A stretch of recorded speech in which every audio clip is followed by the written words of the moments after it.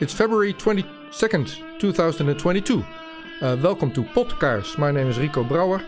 I'm talking to a returning guest, Mr. Alfred de Zayas. Before we do that, this is Potkaars. In Dutch is the pot with candle. Conversations of hope, people and conversations yet shed light. So I light one, as could all, at the start of a conversation. Welcome, Alfred de Zayas. Welcome back. Glad to be here again. I asked you to talk with me about an article that you posted yesterday on the situation in Ukraine, and that thing has me worried, as does it everyone. Now I ask you, and this will be my introduction of you. See if I miss anything. Alfred de Zayas, Professor of International Law at the Geneva School of Diplomacy and International Relations, expert in the field of human rights and international law, the United Nations independent expert on international order. How's that? Did I miss That's anything? fine. Yeah.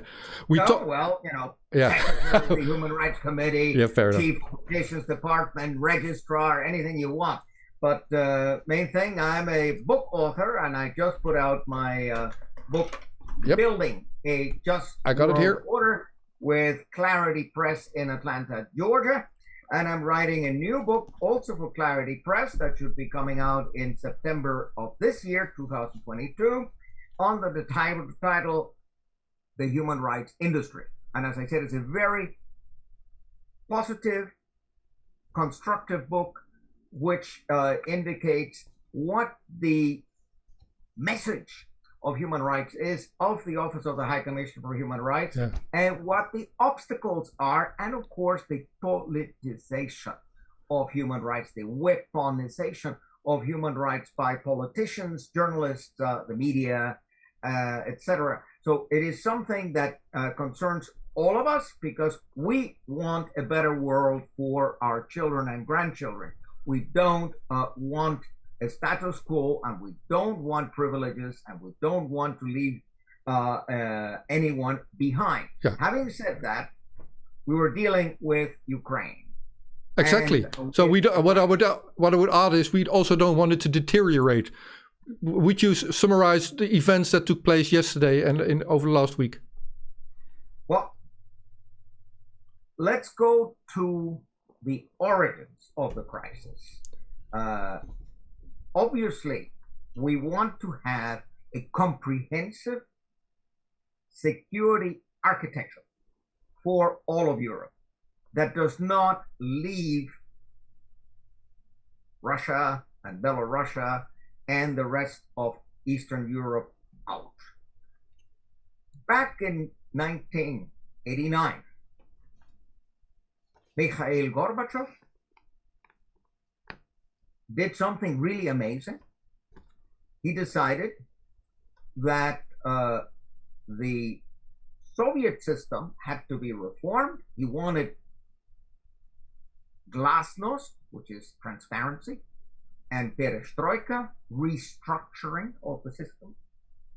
And he found a good partner in George H.W. Bush, and essentially he offered him to normalize relations, to engage in disarmament negotiations, to withdraw, that is the amazing thing, to withdraw Soviet troops from East Germany and Poland and Czechoslovakia, etc.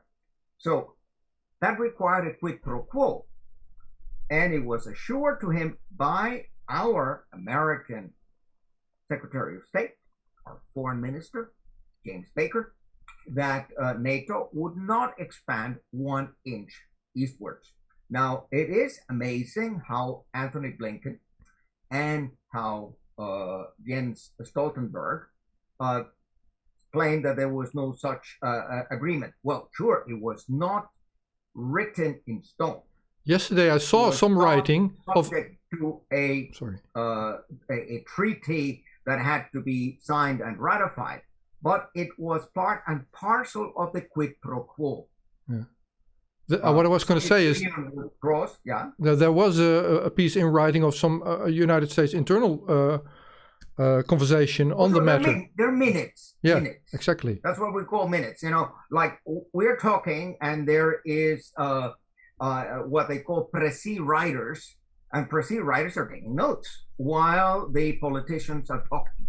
And of course, that is recorded in the minutes. And those minutes, they were classified until recently, but they've been declassified. They're available for anybody to consult at the National Archives. 2 American professors have consulted them. They have confirmed that those assurances were given.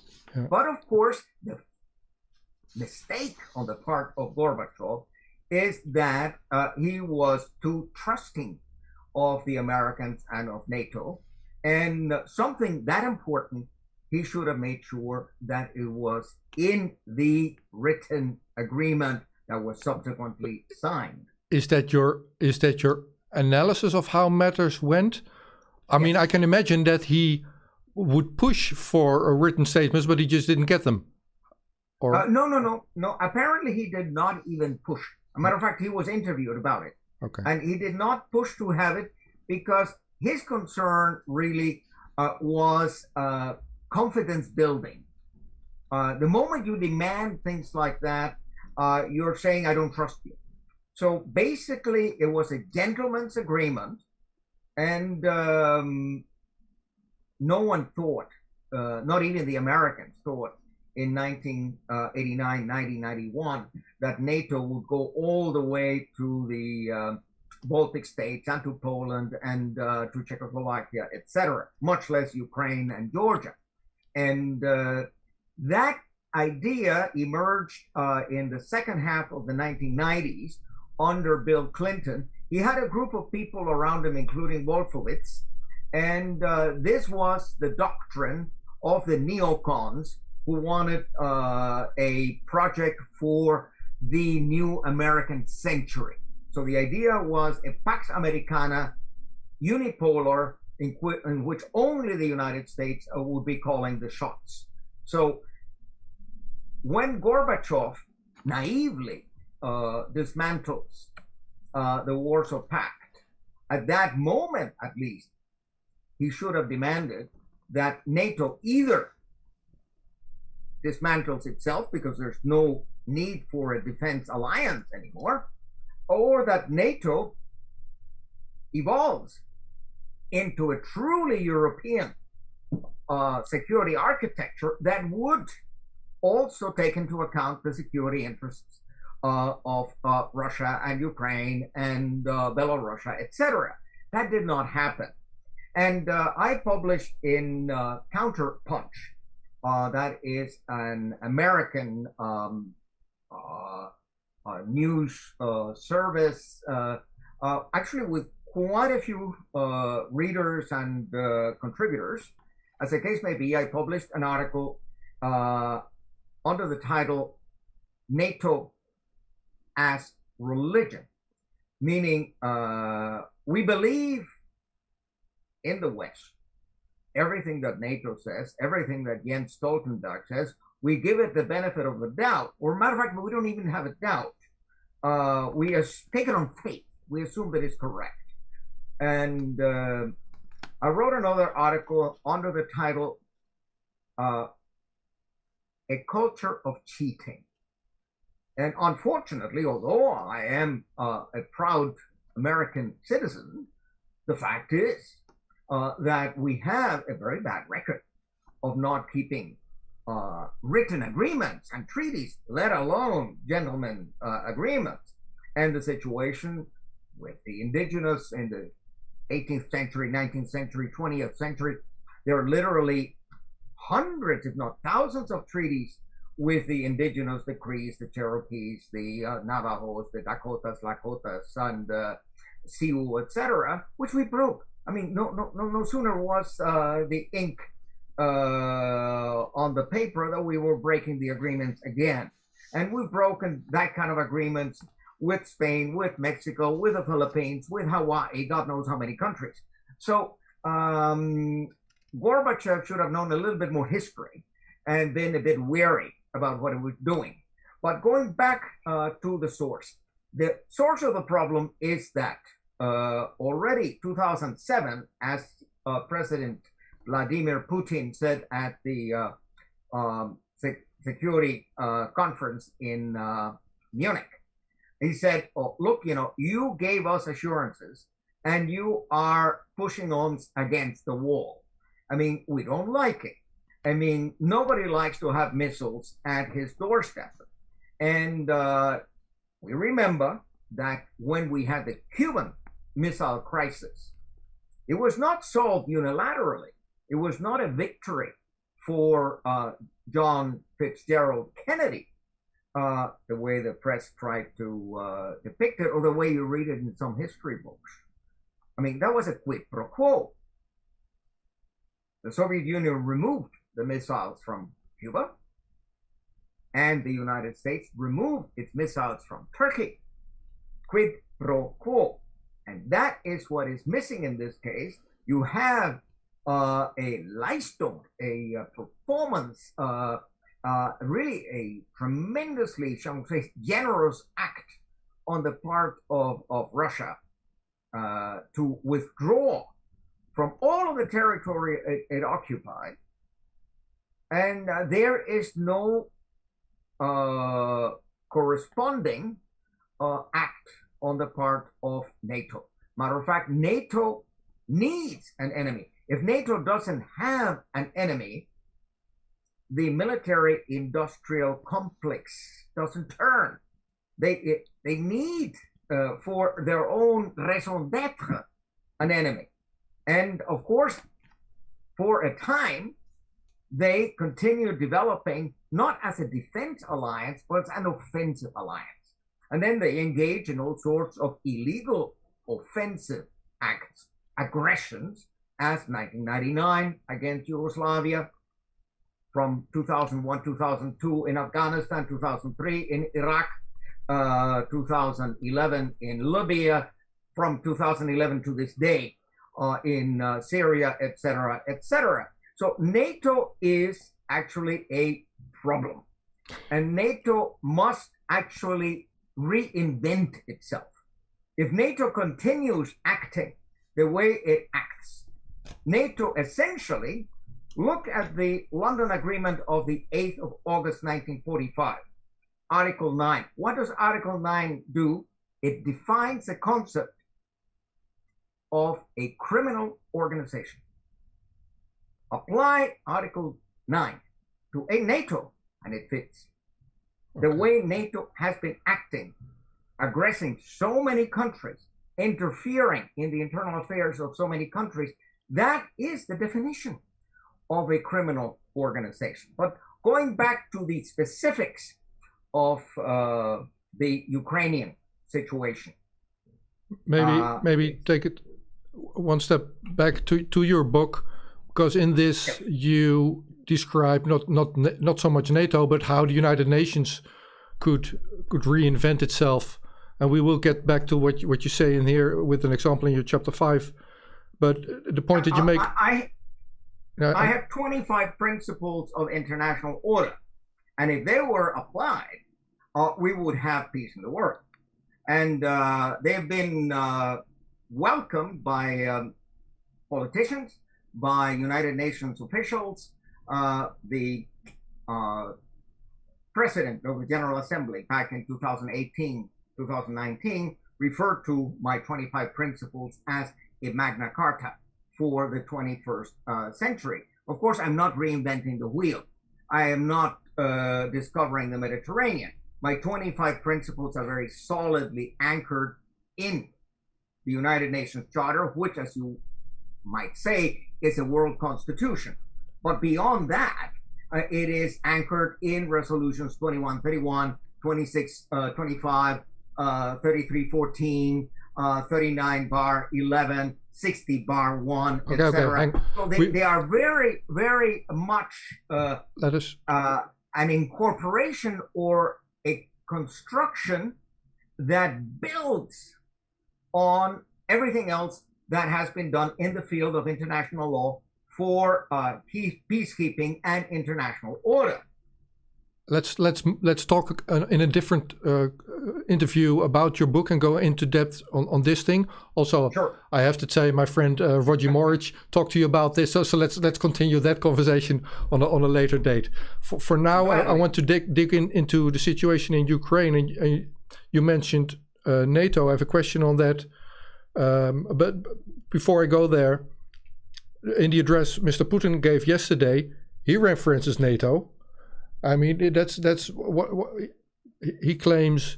It's the behavior of NATO that makes him take his actions. Now, so I want to go into that, but just to finish with a question on Mr. Gorbatsjov back in '89. It is my understanding that the Warsaw Pact started when Germany joined NATO. I'm pretty sure Gorbatsjov knew his history about that thing. So it is somewhat of history repeating now, no? Well, there was a great concern on the part of Gorbachev, and that was discussed, that Germany basically should not be in NATO anymore. And there was an enormous concession on the part of Gorbachev that he would agree to Germany remaining in NATO and to the new East Germany, the Deutsche Demokratische Republik, that had been in the Soviet sphere, that they too could be in NATO. But that required a quid pro quo. The problem is that this good man Gorbachev didn't insist on having that put into the treaty as a conditio sine qua non to the validity of that treaty. But leaving that, what are the issues here? In December, and that's where the discussion should be located. It's surrealistic what's going on if you read the media. The media is only talking about the Ukraine. Now, this whole thing starts when in December 2021, Russia puts forward 2 proposals for a new European security architecture. And I've read the proposals, they're quite reasonable. Basically, all he's asking is, look, you've expanded, contrary to your assurances, you've expanded eastwards. We're not asking you to roll back. We're not asking you to undo what has happened before.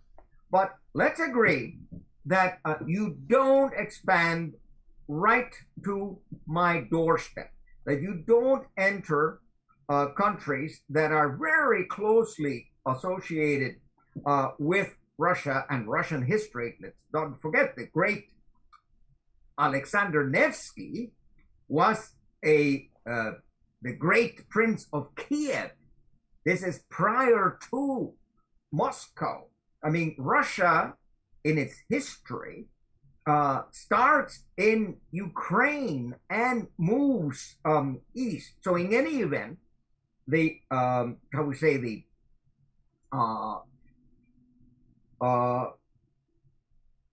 emotional relationship between Russia and Ukraine is very close.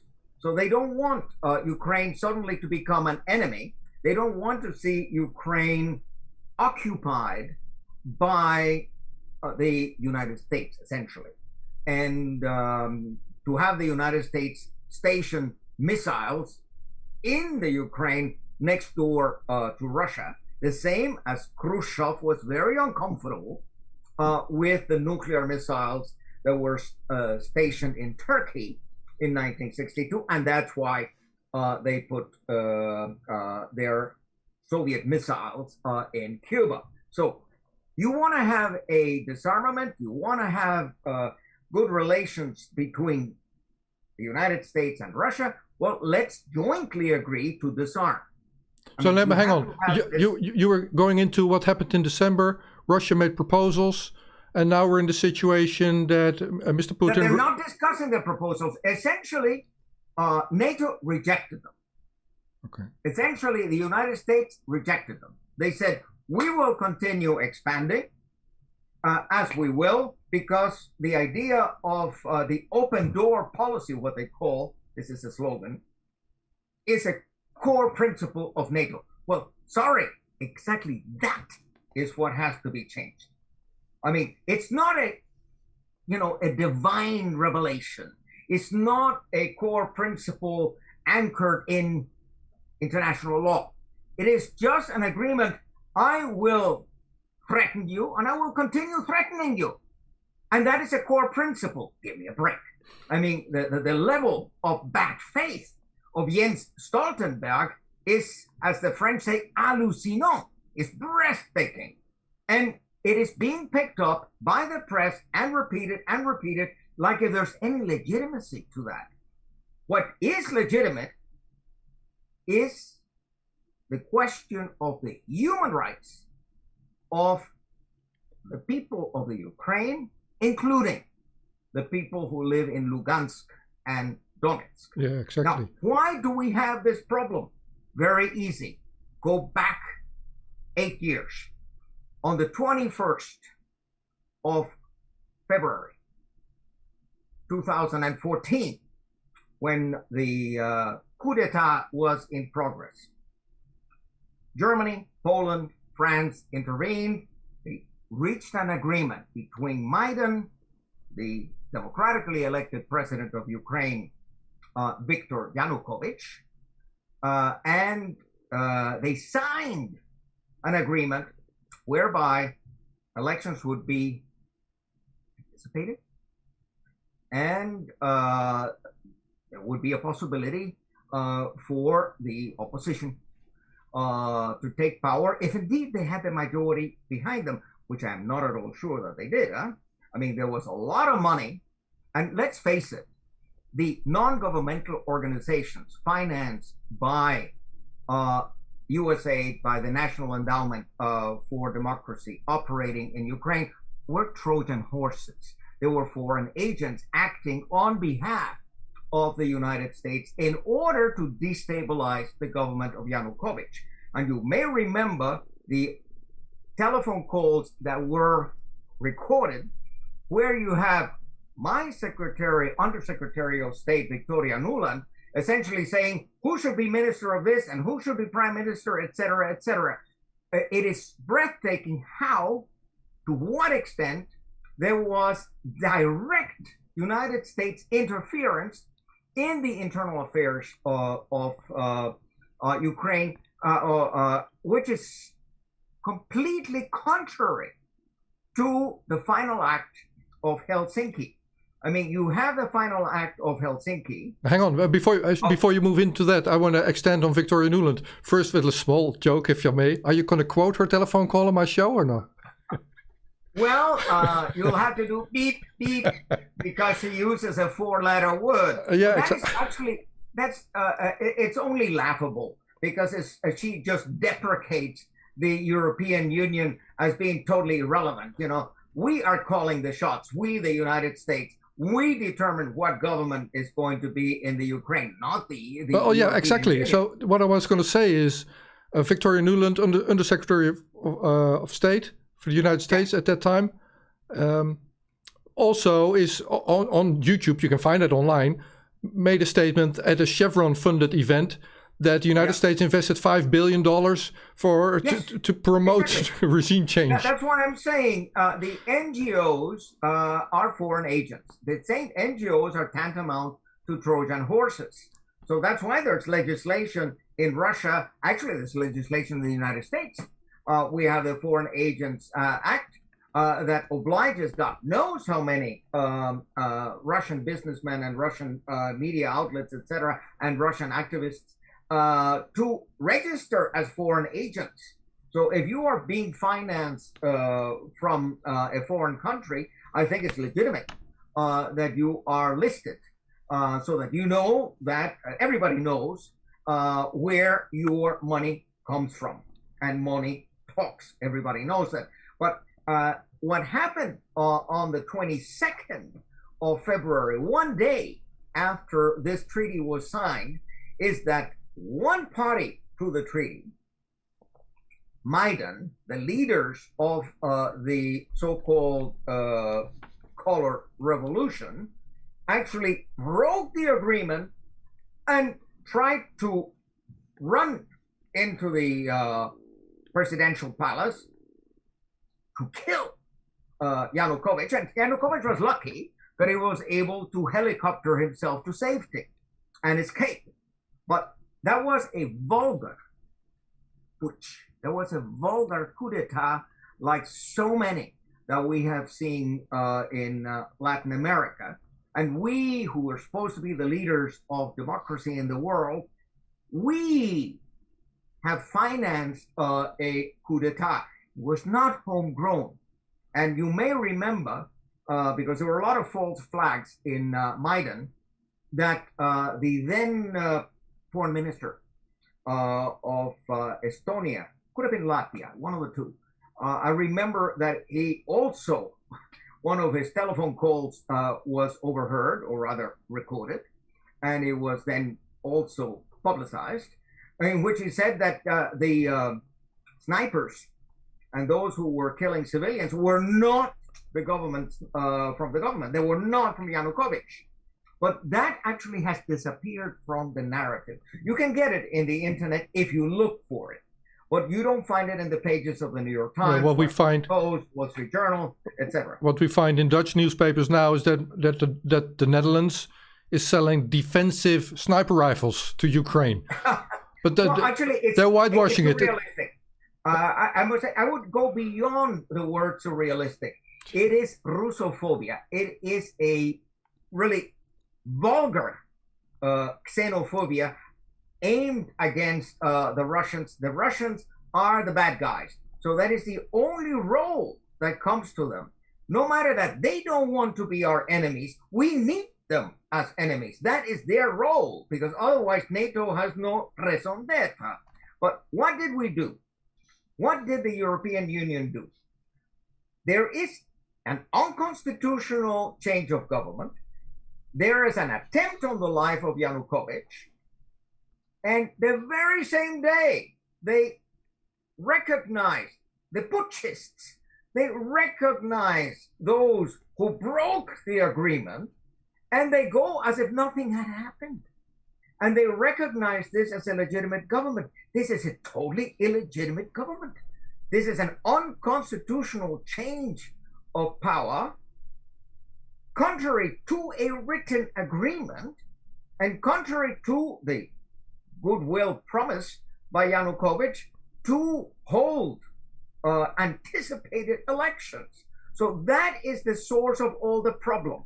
And then not only are they illegitimate and illegal, they start adopting legislation and in this new wild parliament against Russian speakers, prohibiting the use of the Russian language, etc. If you happen to be a Russian in Lugansk and in Donetsk or in Crimea, you have reason to feel threatened. You have reason to be menaced. And the Crimeans, who had a history of independence and who had, shall we say, very little link, certainly zero emotional link to Kiev, but very ethnic or, shall we say, historical links.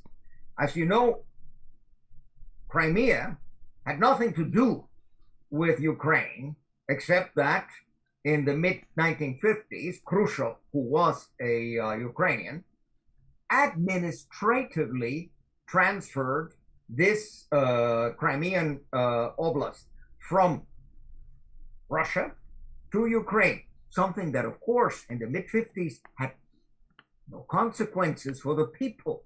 Everything was decided in Moscow anyway.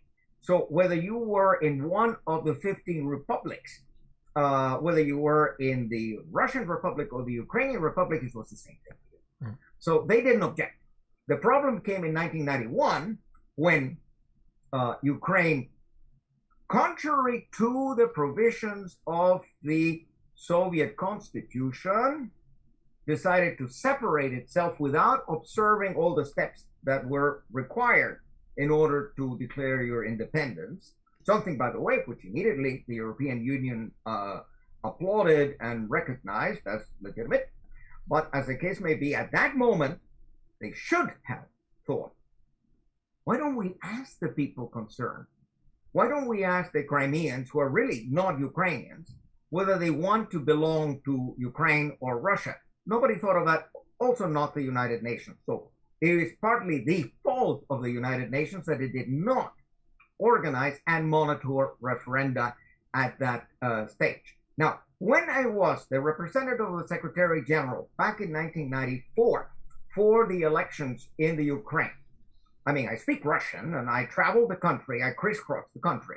And I remember very distinctly going to, that was March 1994, that was for the parliamentary elections. I went the second time for the presidential elections. I met Kuchma and Kravchuk, etc. In any event, I was in March 1994 in Crimea, and I go to visit the president of the autonomous region of Crimea. I just want to say, look, I'm here in Simferopol. I'm going to be observing the elections, etc., in the name of the United Nations. And you know what he says? Господин de Zayas, а вы знаете, что мы русские? He tells me, Mr. de Zayas, do you know we're Russians? And for me, I felt like saying, look, I don't care. I mean, none of my business. I mean, you can be anything you want. You can be Chinese. You can be Malaysian. I'm coming here only for one purpose, to monitor the elections, which, by the way, were okay. So 20 years later, when this happened in Maidan, I'm not at all surprised that the Crimeans said, forget it. We don't recognize this illegal government, and we don't want to stay with these nuts in Kiev. So they conduct a referendum on the 14th of March, 2014. They invite the OSCE. They invite the United Nations to come monitor. Do they come to monitor? No. But of course, afterwards, they say that they're illegitimate. These referenda, of course, you can't have it both ways. Ex injuria non oritur jus. If you yourself don't want to come and monitor, then shut up. In any event, the parliament. Yeah. Let's move into United Nations and OSCE then.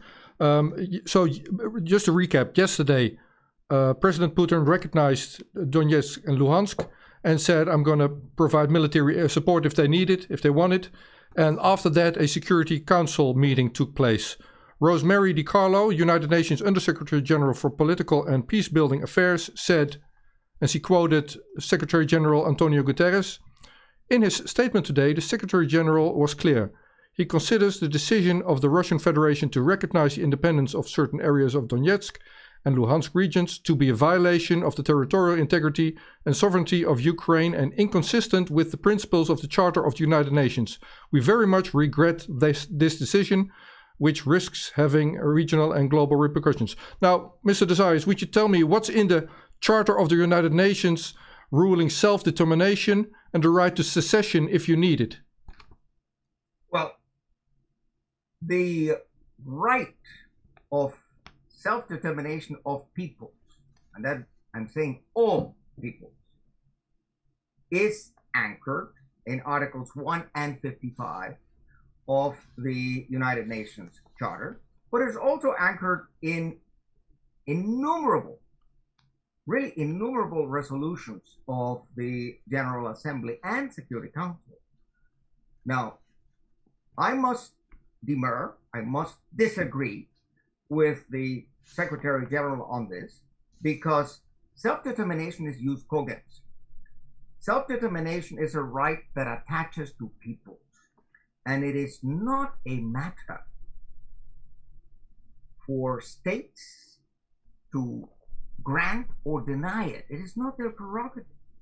It is a right of peoples, and it's been confirmed any number of times by the International Court of Justice. Take the Nicaragua case of 1986, but also take the advisory opinion of the ICJ 2010 with regard to the unilateral declaration of independence of Kosovo.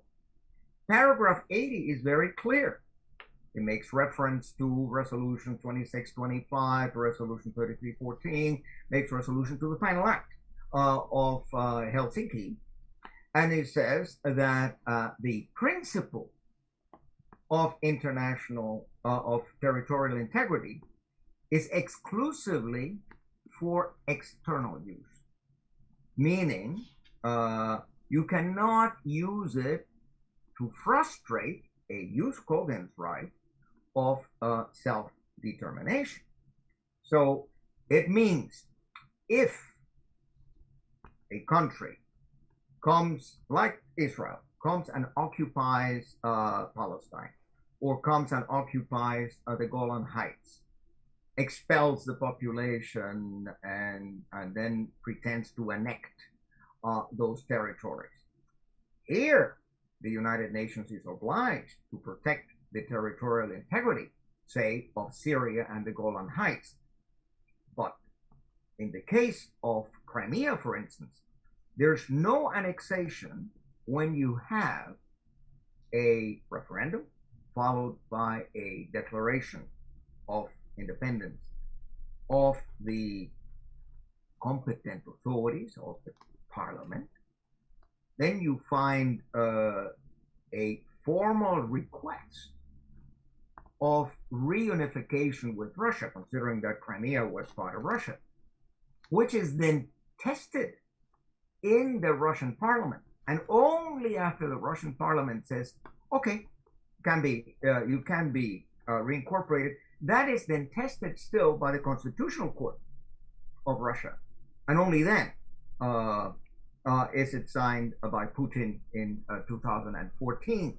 So it went through all the steps of the rule of law, all the steps of the état de droit, of the Rechtsstaat.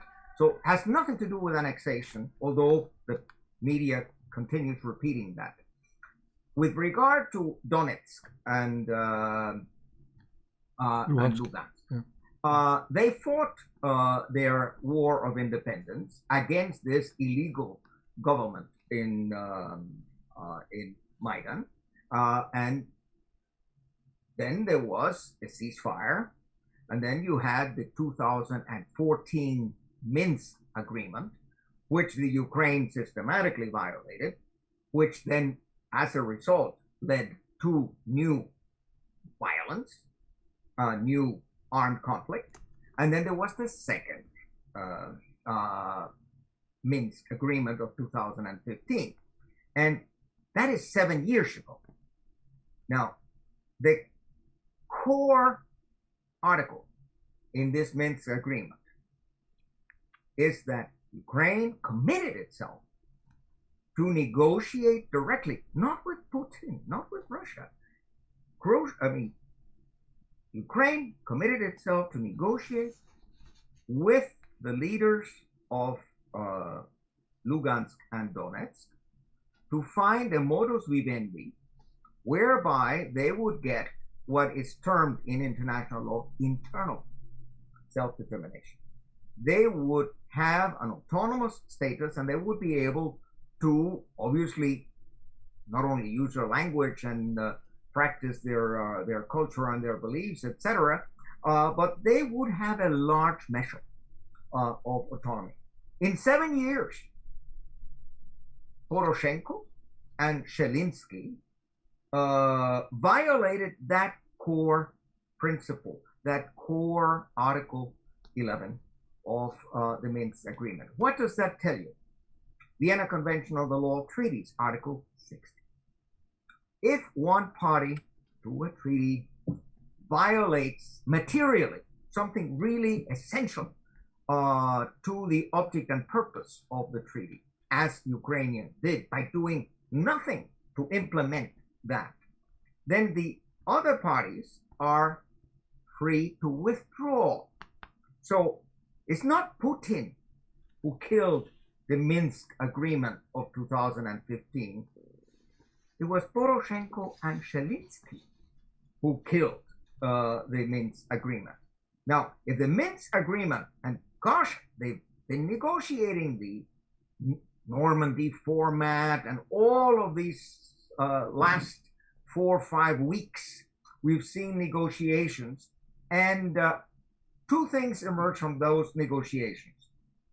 Zelensky has no intention to implement Minsk, and NATO has every intention to continue expanding. So basically a slap in the face of Putin, saying, look, we don't care what you think.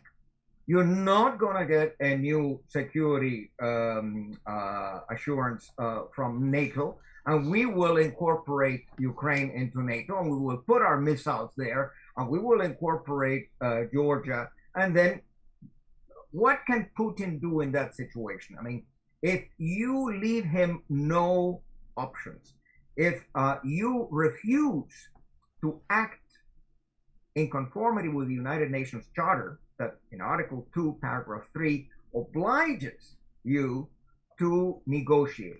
Okay, you negotiate, and as Lavrov said, it's like the dialogue of the deaf. I mean, when Liz Truss went to see Lavrov in Moscow, I mean, it was a disgrace. I mean, she does not address any of the issues that are on the table. She just makes accusations that you're going to invade the Ukraine. And you remember what the media was telling us. They even had decided that intelligence had determined that Putin was going to invade Ukraine on the 15th of February. When it did not happen on the 15th, they said the 16th. So, I mean, what credibility do we have? And what kind of intelligence do we have when, I mean, all of these reports that we're getting day in, day out, they're based on anonymous information, based on secret documents, secret intelligence. And the amazing thing is that people repeat the garbage that they're getting in the press, and they don't understand that there are reasons for what is happening in Lugansk and in Donetsk. I mean, I am convinced, having been in the Ukraine, that these people have a very, very close identification with Russia.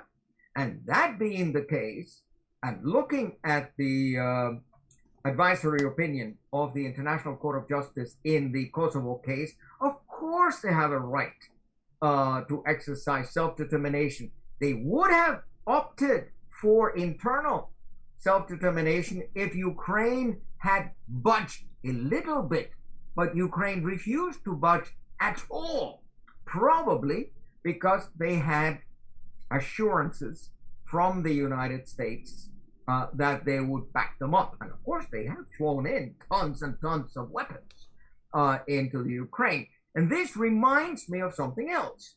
This reminds me of 2008. 2008, Tbilisi, capital of Georgia, was full of CIA and full of Mossad, full of American and Israeli advisors pushing Saakashvili to take Southern Ossetia and Abkhazia by force. Saakashvili assumes that he has the support of the US and Israel, he can go ahead and do it. And he launches this blitzkrieg against Southern Ossetia. But there was an agreement. There were Russian peacekeepers there. There was an agreement since 1994, and it was holding.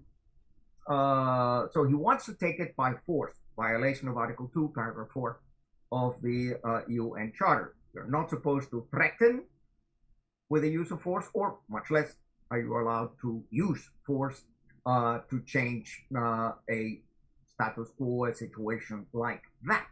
So what happened is that Putin, again, he's not the one who is starting the problem. But what is he going to do? His peacekeepers are there. What is he going to do? He's the guarantor of the peace in Southern Ossetia and in Abkhazia. So obviously, 5-day war, he moves in, he mops up the Georgians, but he knows his limits. He doesn't go as far as the capital and goes and kicks Saakashvili in the rear as he deserved. He stops and goes home.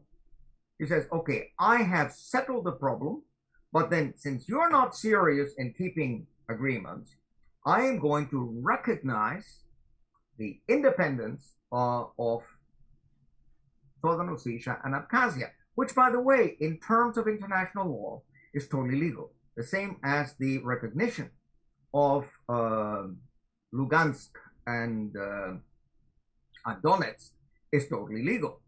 And what he did after the recognition, on the request of these governments, is to bring in peacekeepers to prevent, or rather to dissuade, Ukraine from trying to take it by force, as Saakashvili had unsuccessfully done it. But maybe Zelensky was thinking of something else. Don't forget, November 2020. Well, that was the ceasefire. September, 28 September 2020. You have this criminal, President Aliyev of Azerbaijan, conducting a blitzkrieg with massive civilian losses against Nagorno-Karabakh, the Republic of Artsakh, the Armenian Republic of Artsakh. And besides killing tens of thousands and engaging in torture and really serious, very serious war crimes and crimes against humanity, he got away with it. Here you have a classic example of illegal use of force, violation of Article 2, Paragraph 4 of the UN Charter, in total impunity. Europe couldn't give a damn. The European Union did nothing to protect the rights of the Armenians of Nagorno-Karabakh. So with that precedent only barely a year and a half ago, even less, maybe Zelensky thought this is a moment to, throw my army against these rebels and take Lugansk and Donetsk back. Now, the idea of territorial integrity, I am a believer, I'm a professor of international law, I am a believer in the right of territorial integrity of states because it provides stability. But there is no stability in forcing a people who do not want to be under your rule, forcing them to stay in a union that does not have viability. And let me read to you the Article 1 of the Covenant on Civil and Political Rights, and in the same language, Article 1 of the Covenant on Economic, Social, and Cultural Rights. And for good reason, that is Article 1 of the Covenant. It's considered to be the basis, and on this article you build the others. I mean, so in the eyes of the drafters, 1966, when they adopted the covenants, they decided that all peoples, and I repeat, all peoples have the right of self-determination. By virtue of that right, they freely determine their political status and freely pursue their economic, social, and cultural development. Without a doubt, the Russians of Donetsk and of Lugansk are people, and they have a right to invoke that. And that, of course, has been confirmed in the case of the Kosovars in the advisory opinion of 2010. Now, Article 1, Paragraph 3 is even more interesting because it says that all governments, all states parties to these two human rights covenants, which are part and parcel of the International Bill of Human Rights. Now, the states parties to the present covenant shall promote the realization of the right of self-determination and shall respect that right in conformity with the provisions of the Charter of the United Nations. Meaning, not only do the peoples have the right, but the states have the obligation to enforce it. Meaning, in the moment that the Russian population of Donetsk and Lugansk no longer want to be part of Ukraine, either you negotiate with them to give them internal self-determination in the form of autonomy within a federal state or whatever, or you let them go. What is insane is to fight a war against a jus cogens principle of international law, which is self-determination. That is the crux of the matter. But you don't read that in the mainstream media. You don't read that in the narrative that you get. Not even from the United Nations you get that narrative. Of course, there are numerous professors of international law that fully agree with me, and I'm in correspondence with at least a dozen of professors in Norway, in Germany, in France, in Switzerland, in the United States, in Canada, who say the world has gone mad. Because how can you even conceive of killing people to prevent them from exercising the right of self-determination? At least sit with them, at least talk with them. And that is what Zelensky refused to do, although it was specifically provided for in Article 11 of the Minsk agreements. And then if I bring in the Helsinki Final Act, and that of course is the birthplace of the Organization for Security and Cooperation in Europe. The OSCE depends on this Helsinki Final Act that guarantees the right of self-determination, Article 6, and that prohibits specifically the interference of NATO states, for instance, in the internal affairs of Ukraine. So I say the coup d'etat that the Americans, Victoria Nuland and the American ambassador, Geoffrey Pyatt, and everybody else who was involved in this vulgar coup d'etat, I mean, they all violated the Helsinki Final Act of 1975. Now, where do we go from here? Well, I'm hoping for, okay, there will be sanctions against Russia. Russia has endured many, many sanctions before, but people have to understand that there's such a thing as national honor. There's such a thing as intellectual honesty. And you're not always willing to compromise on those things. And the Russians are prepared to endure more sanctions. By the way, illegal sanctions, but sanctions nonetheless. You just read that Baerbock, the foreign minister of Germany, has suspended the process of certification of Nord Stream 2. Well, a lot of people are going to lose a lot of money with that. But whether Baerbock likes it or not, Europe needs energy. And much of that energy comes from Russia. And Russia is not going to suffer much because China has an enormous capacity to absorb this energy. So whatever the Russians don't sell in Europe, they'll sell it to Russia, to China, or sell it to some other countries who do appreciate the fact that either the liquefied gas or the regular gas or the petroleum is available to turn the wheels of industry in China and elsewhere. If the Europeans want to do without it, and then they want to buy the much, much more expensive liquefied gas that Biden wants to sell the Europeans. Okay, if you want to be stupid, go ahead. Okay, we have to stop at some point in this conversation. Let's try to move to an end here.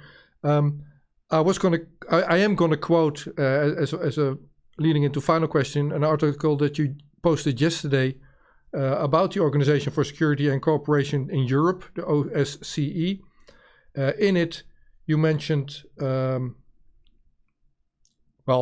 Polish dilemma. What is important is to exercise common sense and stop the warmongering. And you go into Poland and all the other things that we already mentioned in this conversation, all the international institutions, United Nations, NATO, European Union, but specifically Poland. Now, I heard President Putin made a statement that the flow of natural gas from Russia as a seller to European Union has not changed. I mean, they're meeting their obligations. However, it's not being sent through those pipes to Poland. Rather, it's going to the European Union, then to Poland, and then back into Ukraine. They've reversed the flow of gas through that. It is totally absurd and abnormal. It is counterproductive. It makes it much more expensive for the Poles, much more expensive for the Europeans. Now, what is interesting is that Putin has not used his leverage and has not threatened with closing the tap. And he's not intending to close the tap. He just wants to cooperate. But the Europeans, you know, I'm a Catholic. I'm a practicing Catholic. And we have not only the 10 Commandments, we also have the 7 capital sins. And you know which is the first and worst of the 7 capital sins? It's arrogance. It's hubris. It's intransigence. And that is what the European countries have been actually committing on a daily basis. When I hear Jens Stoltenberg speak, or I hear Boris Johnson, or I hear Emmanuel Macron, I mean, give me a break.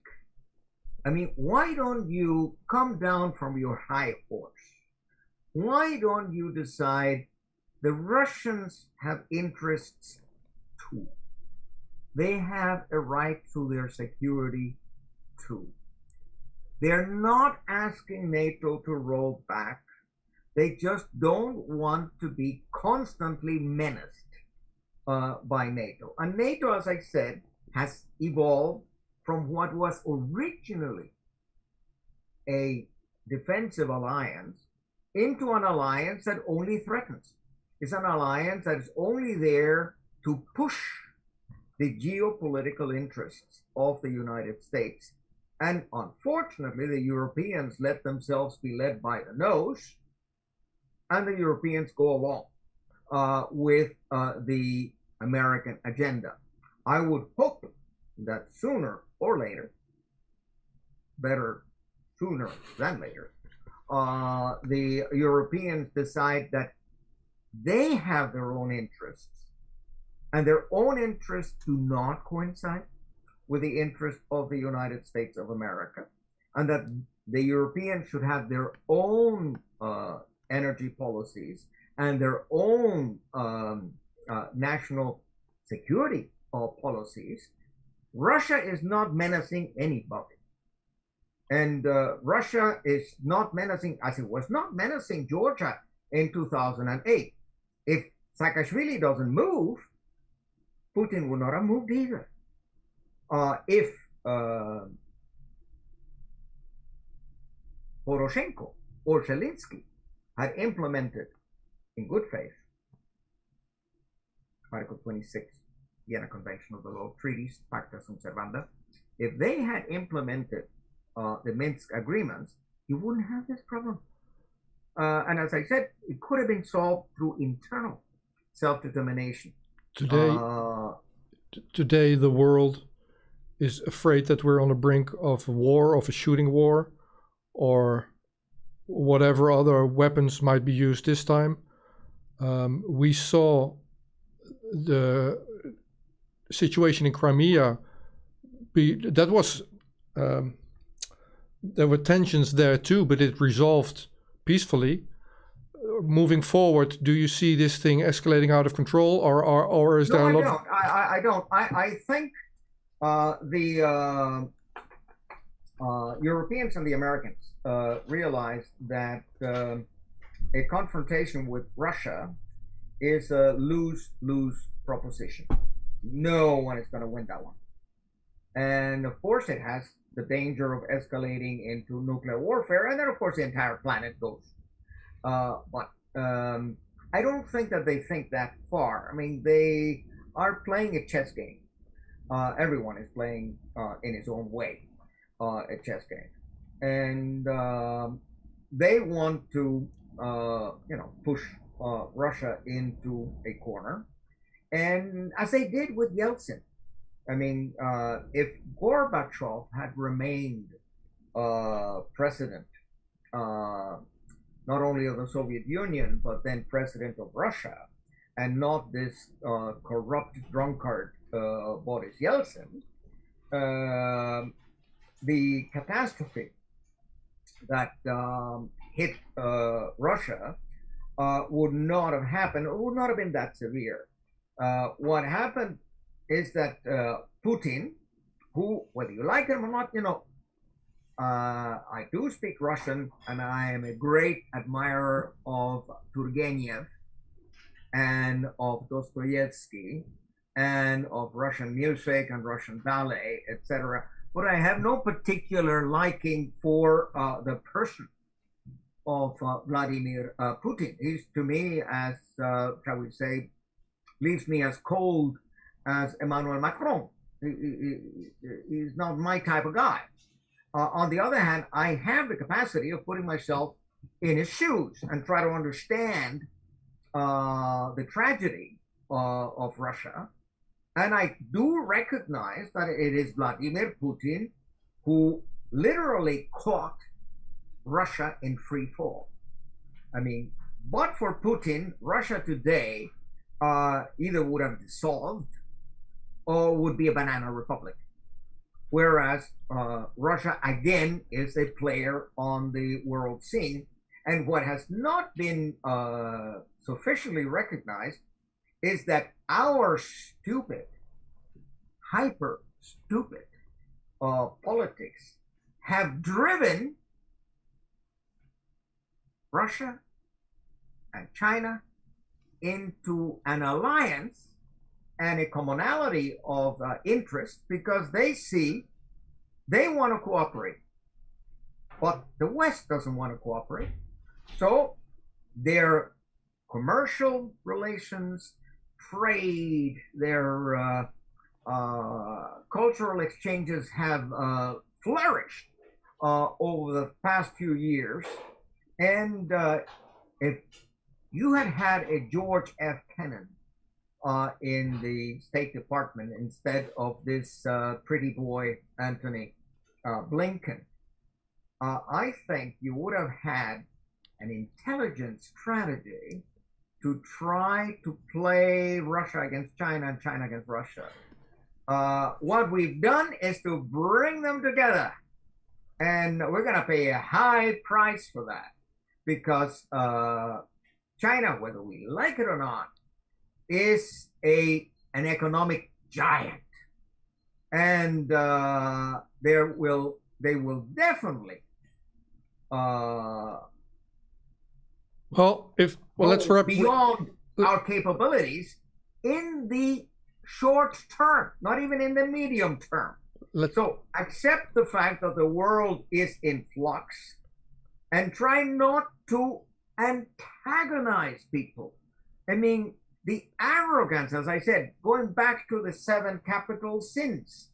I mean, the arrogance of against Stoltenberg becomes almost ridiculous. It becomes laughable in this situation, because we are not what we were. But we're not that powerful anymore. Final question then. Did you hear whose name was mentioned to succeed Jens Stoltenberg as head of NATO? Oh yes, actually I like Rutte. I like Rutte. I would much rather see Rutte than some of the other candidates. I think, Rutte has more common sense. You think? Then I think so. Because it's a man of compromise. He's not an ideologue. And I am afraid of ideologues. I want someone who will try to, I wouldn't mind having a housewife in that post, who knows how to do, her shopping list and knows, where to cut corners, etc. I'm afraid that if you are too rich and too powerful, as NATO is, that you lose a sense of reality. And again, Rutte would not be the worst. But what makes me, the metaphor of the revolving door. Isn't it just sweet? Isn't it just wonderful that Jens Stoltenberg is now being rewarded by being the head of the bank in Norway? Yes, he gets a great promotion now. And he'll get probably 3 times the salary that he has as NATO Secretary General. Alfred de Zayas, it was a pleasure talking to you again. Maybe close with this thing. If the ball is in the corner of Russia and China, and who knows, Mark Rutte at NATO, then it's their job to build a just world order. You've written somewhat of a manual for that. Well, we'll be working at it. And as I said, I am speaking in the Human Rights Council in one of the side events. We will be dealing with these issues. So I am, as long as a good God gives me good health, I intend to continue irritating people. And I ask your listeners, by the way, for my new book on the human rights industry, send me your insights, send me your ideas, your observations on double standards. That's one of the major problems.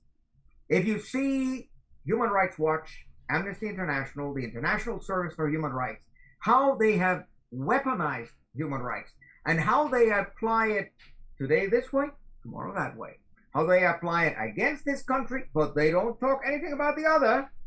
Those examples is what I'm trying to give to the public, to the reading public, so that they are sensitized to the fact that quis custodiet ipsos custodes, who will guard the guardians? We are the only people who can actually make sure that democracy works. If we leave it in the hands of people with salaries in the 600,000, they have their own club. They do their own thing, and we're left behind. Thank you. We'll talk again. Pleasure. Take care. Het gaat hier vandaag over saamhorigheid. Dagje zonder hemel.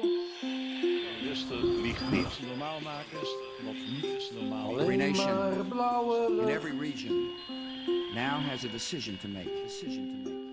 En dan ook geen hel meer. You think I'm joking? Predator Dat drones. is best makkelijk. You will never see it coming. Wat dacht je, alle mensen Laat staan dat ik kan ingaan over vuur. bezig met vandaag.